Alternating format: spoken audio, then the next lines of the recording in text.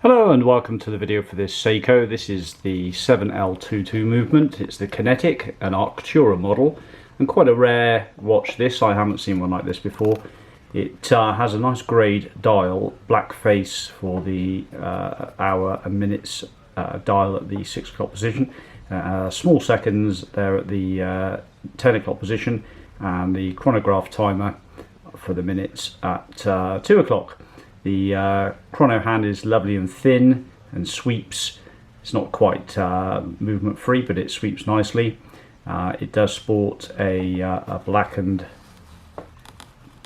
crown, which is not screw down, and push-pull for time changing and realignment of the hands, etc.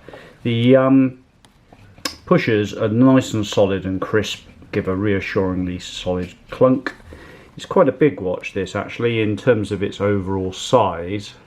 It's about 46 millimeters across, so it's quite big, and the span of the lugs is relatively large as well, so it would suit a larger wristed person, to be fair.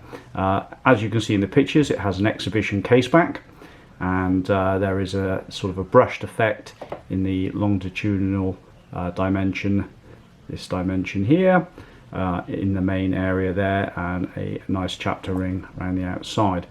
It's quite heavy as well. It's about 150-160 grams or so, I would say. The bracelet is quite wide at the lugs there, nearly 26.5 millimeters, but it does taper down. It does sport a nice milled clasp with micro adjustment, 4 holes there. So I reckon it's about 20 centimeters. I'll put the exact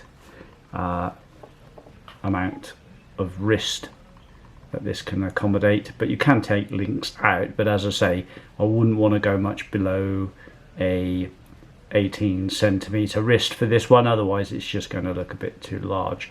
It's quite a thick watch as well. We're talking around about 14 millimeters, thereabouts.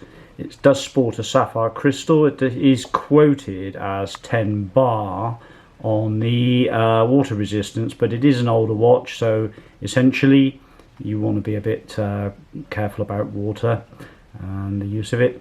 The kinetic movement is ticking along nicely. It doesn't require a capacitor. I'm not sure when it was last replaced, but they can be done relatively easily at a cost of about £15 for the capacitor itself.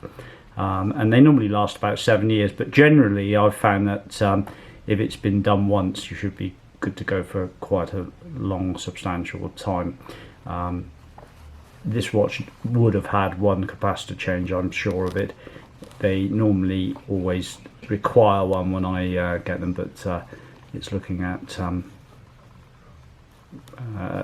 doesn't require a capacitor change. Sorry, I'm a bit phased here. I'm using a new camera for some macro work and a new lens, so it's just a slightly different modus operandi for the video. But there we go, just a briefish video of a very nice, unusual 7L22 Kinetic Arctura. Thanks for watching. Bye bye.